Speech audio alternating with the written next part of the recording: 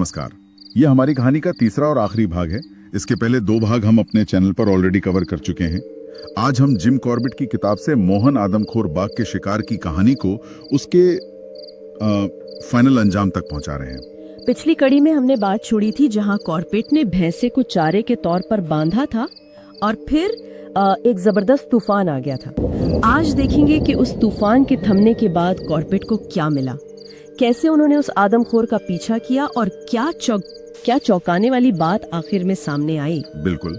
और ये सिर्फ एक शिकार की कहानी भर नहीं है, ये जिम कॉर्बेट की आप कह सकती हैं गहरी समझ, उनके जोखिम भरे फैसलों की कहानी है और साथ ही जंगली दुनिया के साथ उनके जो जटिल रिश्ते थे उसको भी दिखाती है। हम कोशिश करेंगे कि स्रोत में दिए गए हर बारीक पहलू को समझें। ठीक है, तो चलिए शुरू करते हैं।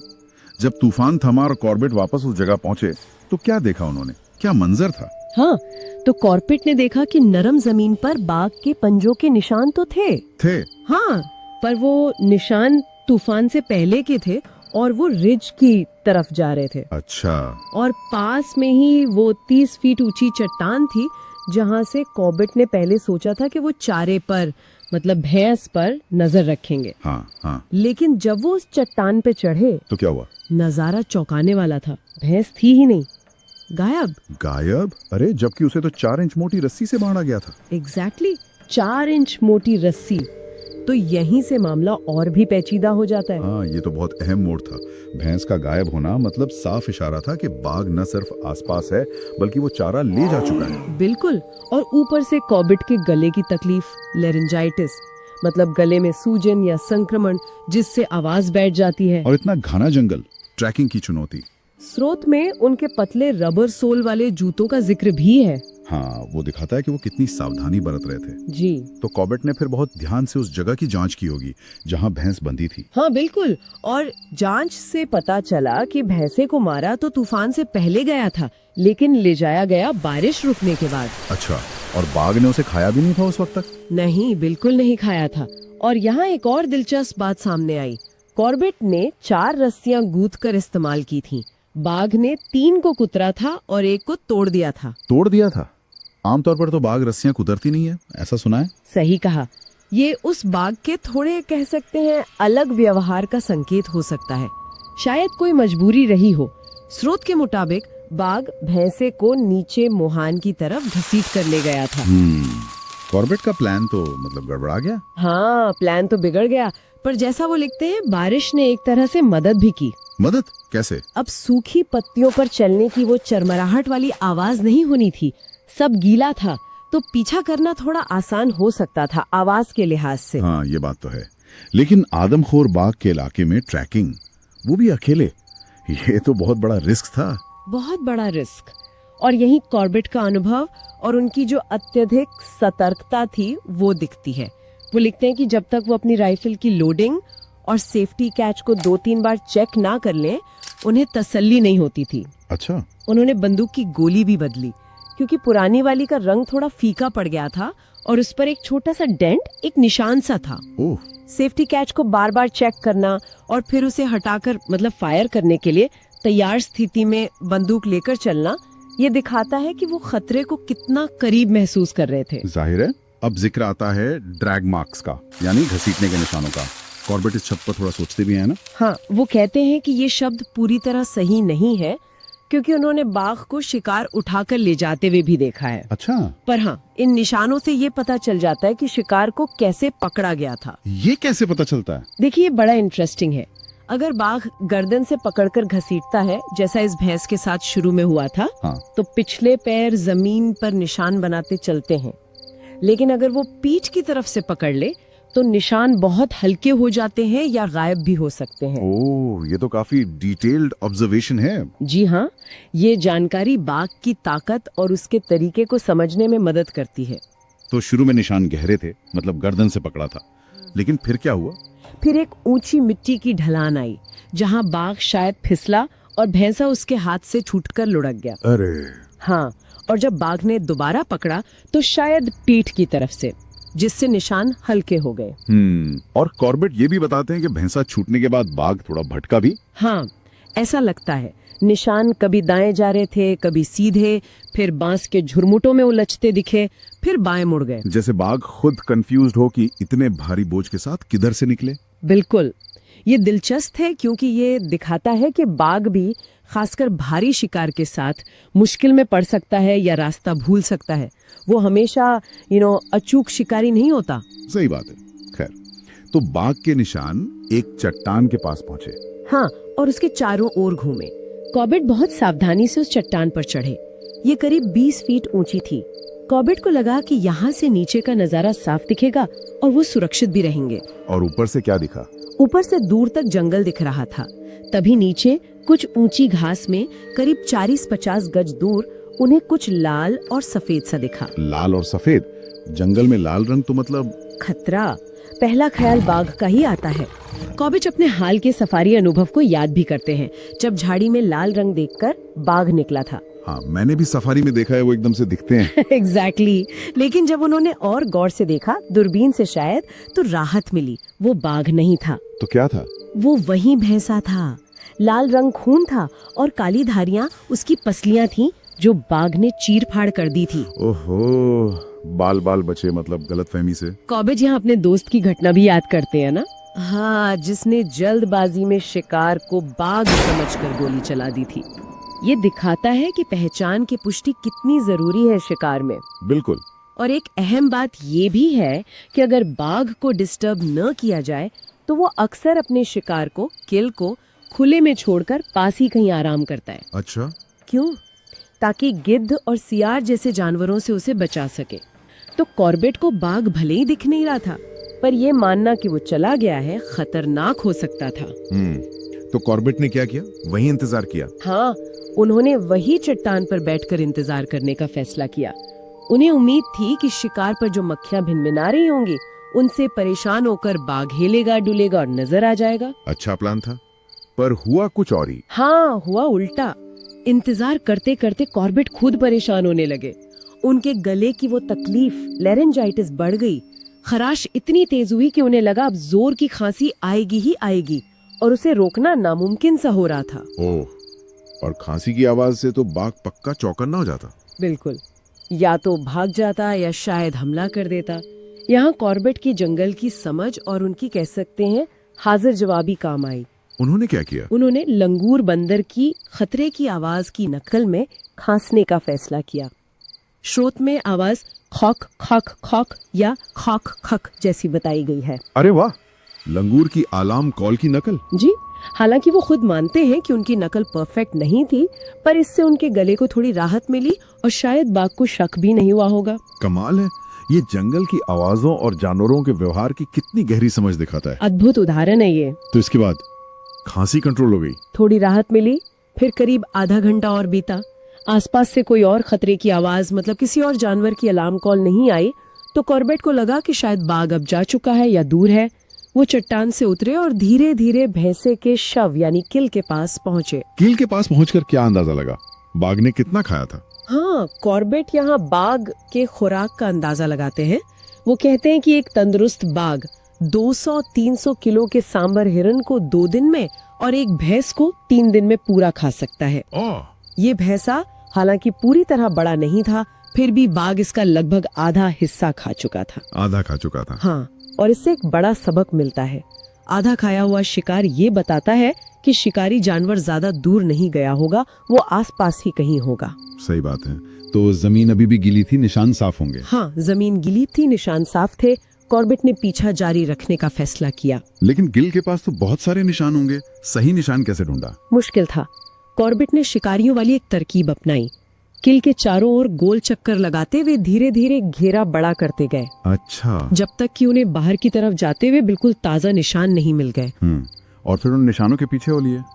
हाँ, लेकिन नरम गद्दी वाले पंजों के निशान ढूंढना आसान नहीं होता। कॉर्बेट बहुत ध्यान से धीरे धीरे आगे बढ़ रहे थे। तभी उन्हें घास में एक जगह दबाव सा दिखा, जैसे वहां कोई लेटा हो। बाघ वहां लेटा था। ओके। और फिर वो हुआ जिसने कॉर्बेट के भी रोंगटे खड़े कर दिए होंगे। क्या हुआ? जब वो उस दबे हुई घास को देख रहे थे, उन्होंने गौर किया कि घास के कुछ तिनके बहुत धीरे धीरे वापस सीधे हो रहे हैं। अरे बाप रे, इसका मतलब? इसका एक ही मतलब था, बाघ बस कुछ पल, शायद 1 मिनट पहले ही वहां से उठा था। कॉर्बेट बिल्कुल उसके पीछे थे। ओ माय गॉड, ये तो बहुत क्लोज था। बहुत ज्यादा क्लोज। जरा स्थिति को समझिए, बाघ शिकार को उत्तर से लाया था और अब वो पश्चिम की तरफ गया था। शिकार गिराने की जगह कॉर्बेट की पहली चट्टान और ये जगह जहां कॉर्बेट अब खड़े थे, एक तरह का त्रिकोण, एक ट्रायंगल बना रहे थे।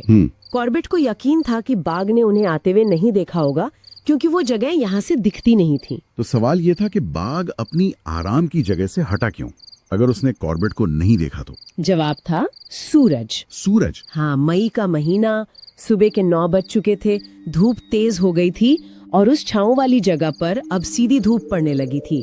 बाघ को गर्मी लगी होगी। अच्छा, तो धूप से बचने के लिए हटा? बिल्कुल। कॉर्बेट ने अंदाजा लगाया कि बाघ धूप से बचने के लिए पास ही गिरे एक विशाल पेड़, जिसका तना करीब 4 मीटर डायमीटर का था, उसके पीछे चला गया होगा। ये पेड़ उस 20 स्क्वायर फीट के घास के पैच के किनारे पर उत्तर दक्षिण दिशा में पड़ा था। तो अब कॉर्बेट के सामने चुनौती थी उस पेड़ के पीछे देखने की। यहाँ कॉर्बेट को वो मशहूर तस्वीर याद आती है। हाँ, जिसमें एक शिकारी शेर को देखने के लिए झुकता है और शेर का चेहरा ठीक उसके बगल में होता है। और कैप्शन था, अगर आप शेर को देखने जाएं तो पक्का इरादा कर लें कि आप उसे देखना ही चाहते हैं। रोंगटे खड़े करने वाला कैप्शन है। बिल्कुल। कॉर्बेट इंच इंच करके आगे बढ़े और फिर जब वो पेड़ से आधी दूरी पर थे, उनकी नजर पेड़ के ऊपरी किनारे लेज पर पड़ी।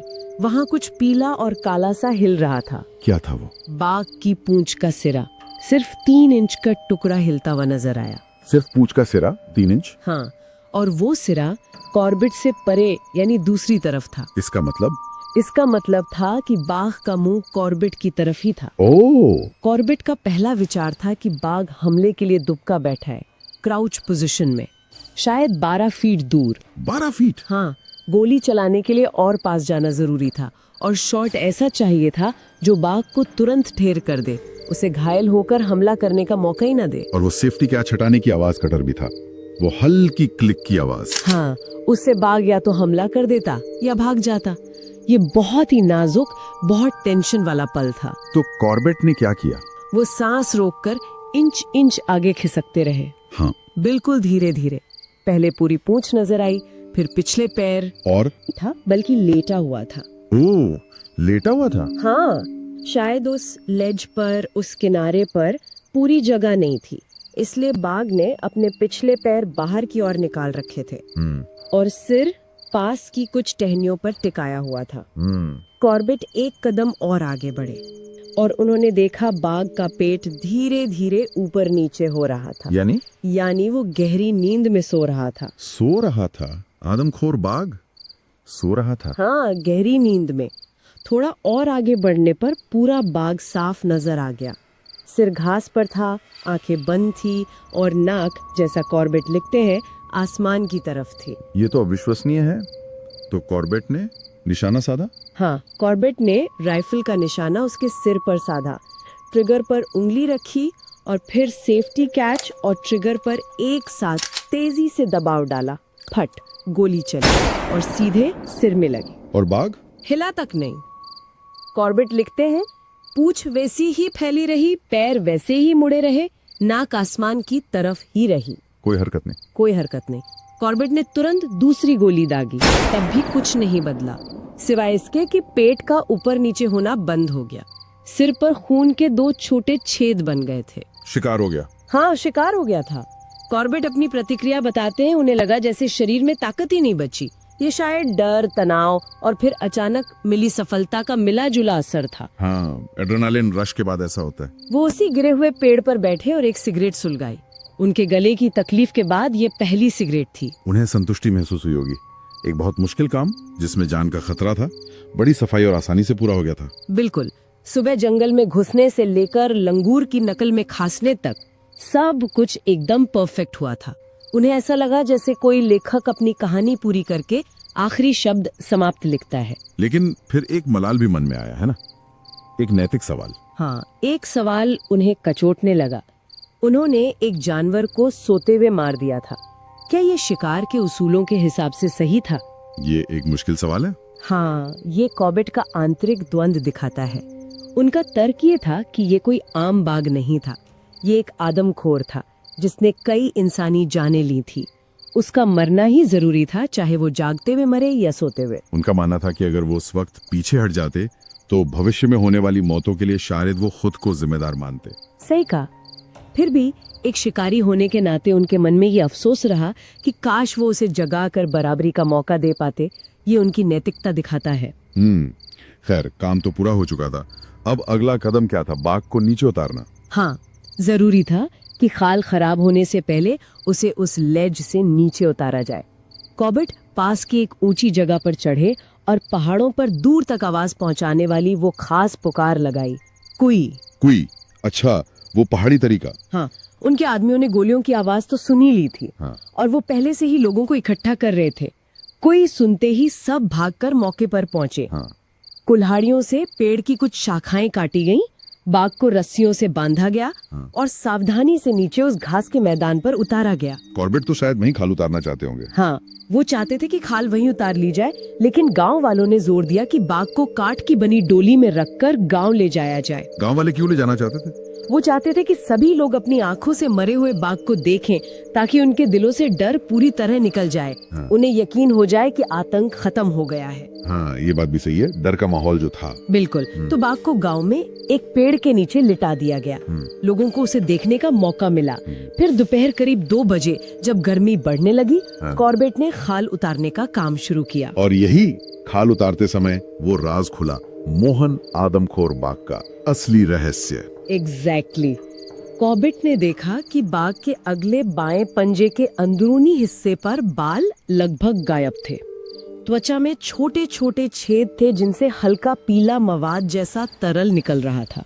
और वो बायां पैर दाहिने पैर के मुकाबले काफी पतला भी था। पतला था मतलब कुछ गड़बड़ थी उस पैर में। हाँ, और जैसे ही कॉर्बेट ने छाती से बाएं पैर की तरफ खाल उतारने के लिए चीरा लगाया, अंदर से बहुत सारे साही के कांटे निकले। साही के कांटे? हाँ, पॉर्क्यूपाइन क्विल्स। जी हाँ। साही वो जानवर जिसके शरीर पर नुकीले कांटे होते हैं। जी। लोग तो उन कांटों को यादगार के तौर पर उठाने लगे। जी। सबसे लंबा कांटा करीब 5 इंच का था और कुल मिला के 25 से 30 कांटे निकले थे। 25-30 कांटे? हाँ, और उस पूरे पैर का मांस खराब होकर गहरे पीले रंग का हो गया था। सड़ गया था अंदर ही अंदर। तो ये थी वजह।